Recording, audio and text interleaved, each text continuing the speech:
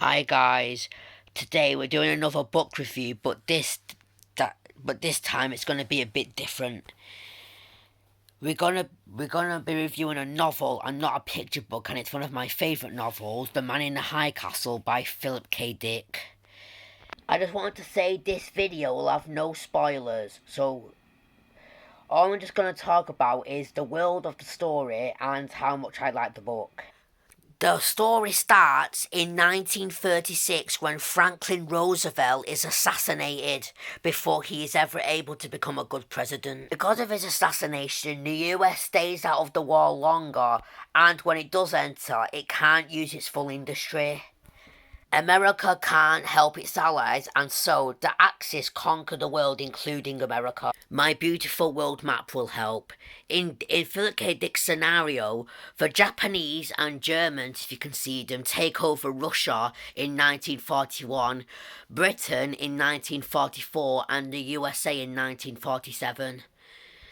Japan takes the West Coast, where pre-war Americana, like Mickey Mouse watches, are highly treasured, just like Native American artifacts, while the East is conquered by the Germans, and they set up a puppet regime with a neutral buffer state in between. This is the map. This is a map of the world in 1962 when the book is set, as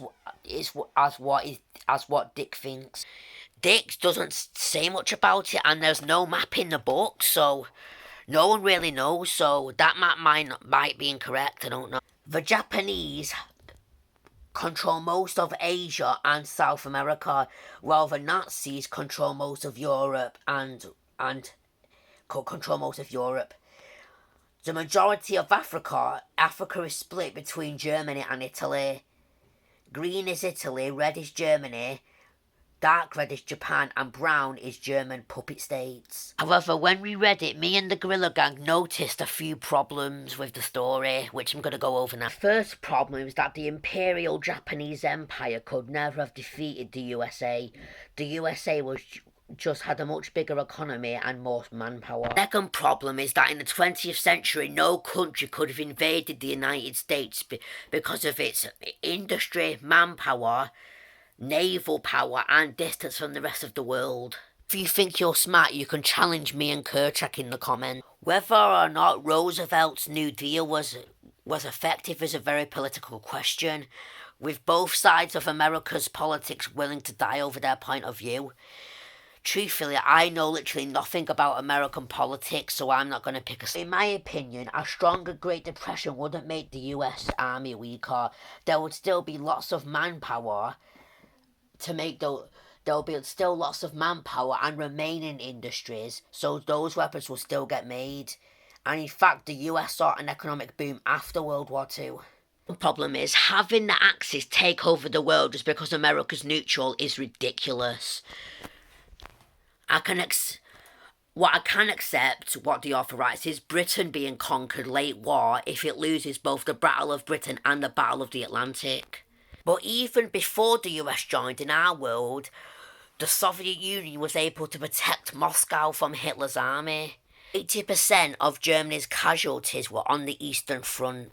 And the sheer size of Russia would likely make even a joint German and Japanese conquest impossible. However, what I could see is that without American aid, and because Japan's also in the east, the Eastern Front would dissolve into a stalemate near Stalingrad, with the Russians or Germans not being able to defeat the other. You could also make the case that China is too big for Japan to conquer on its own, as it is bigger than the European Union, and also even larger than the United States. Philip K. Dick also has the Nazis land on the moon and Mars in 1960.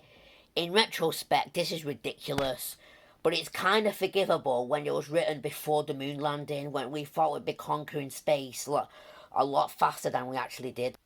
History-wise, the book makes no sense, so it'll need a good plot to save it. Philip K. Dick also has Hitler exterminating the populations of Africa and Russia. I don't think this is what Adolf Hitler wanted. He definitely would have exterminated Russia, but Hitler did not want to exterminate the population of Africa. What is more likely is that slavery would have appeared in Africa, not total extermination. Hitler thought the heat of the tropics was unsuitable for the quote-unquote Aryan master race, and that instead he would rather have slavery to the Africans. Also, the population is exterminated in 15 years, which is physically impossible, because Africa has a population of more than 2 billion. Philip K. Dick also has Hitler and Mussolini working together to drain the Mediterranean.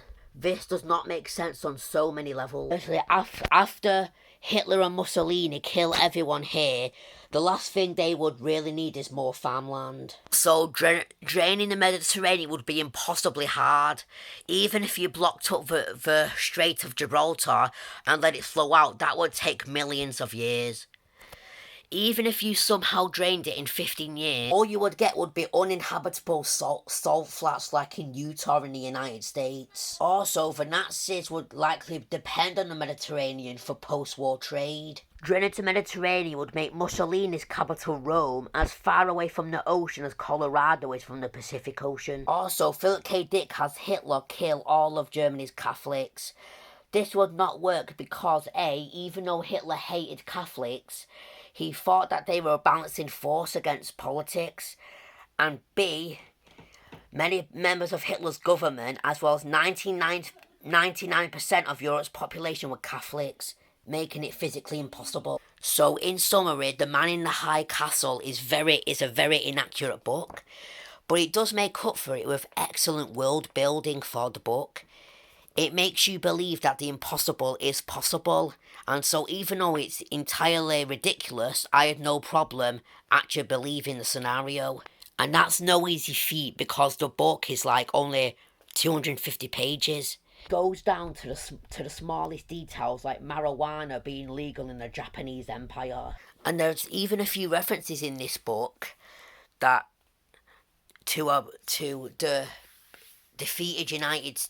defeated Americans writing their own novels about what if the Allies got the won the war, and they get everything wrong too, just like Philip K. Dick did.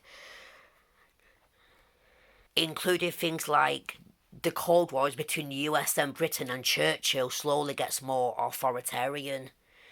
Big problems I had with the book are A, its short length, and B, the fact that it only takes place on the Japanese West Coast and the neutral zone, so the readers don't know what's happening on the Nazi East Coast, let alone Europe, Africa or Russia.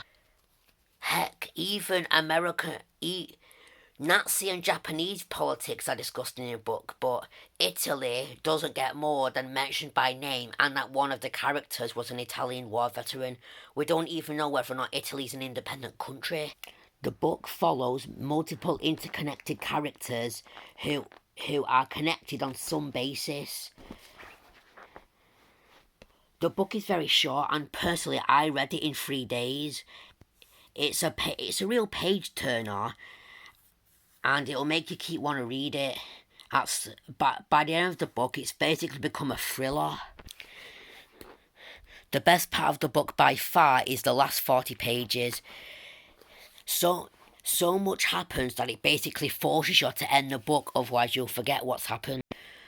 The plot, even though it bounces around, if you follow it through, it's actually very simple and well written. Apparently, the author used an ancient Chinese I Ching device to decide what would happen to his characters.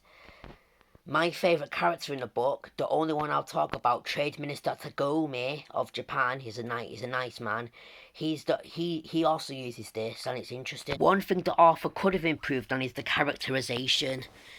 Aside from Tagome, I don't really remember personality traits of any of the other characters, and basically if you're a good reader, all you'll remember all the characters by his name and practically nothing else. I feel that if I was writing the book, I would have spent more time on the characters so the readers actually remember the personality and not just the names. The best part of the book by far is the climax, and the only real problem I have is that it's horribly rushed. The book's short length is a real bad thing. I just don't like the book's short length because it means that it can't spend as much time as I would want on the world building, the characters and the climax, meaning that the main 3 parts of the book all seem kind of rushed. with most of the books, with almost the entire book aside from the start and ending, just being characters talking to each other. Sure, there's a few interesting war stories, but nothing beyond that. It would have been a perfect book if it was, say, 350 pages instead of 250. Maybe Mr. Dick was just tired or had to rush because he needed to get his newest book out quick. I don't know. I'll try not to spoil anything, but for me, the worst part of the book is by far the ending. When I read it, I could see why Mr. Dick could think it's a cool idea, but to me, it just came off as lazy. Maybe he was trying to pull off an ending where we need to look between the lines to understand the human soul, but all I got was just a rushed character interaction. Nothing aside from that. All in all, there's nothing really interesting about the ending. And if anything, it just makes me want to eat the book. I think this book could have been so much better if Mr. Dick had just spent 20 more pages on the ending, but he didn't. And I kind of get the feeling that he was maybe writing this book and told that I only had one day to finish it and had to churn out this ending as fast as possible, and that's how we got this rushed ending. Just to say, I don't know how to edit, so I had to do this part on paper, but the pros of it are excellent world building, a clever plot, and interesting war stories from the characters about how the Axis won. The cons are the awful ending, that the book is too short, that aside from Mrs. Agome, the characters are boring, and the idea of America being conquered and the Axis winning is unrealistic. Even though it has a lot of cons, I still didn't mind it, and I still thought it was a good book, so I'm going to give it 7 out of 10. The book was a bit mediocre in parts, but it was still good overall. Also, keep in mind that if you've ever wondered about how had history have been changed, it was because of this book back in the 1960s, so that's a good thing, and that's another reason why it gets 7 out of 10. Hello, this is Kerchak. If you liked the review, please comment, subscribe, like the video, and then do whatever it is you do.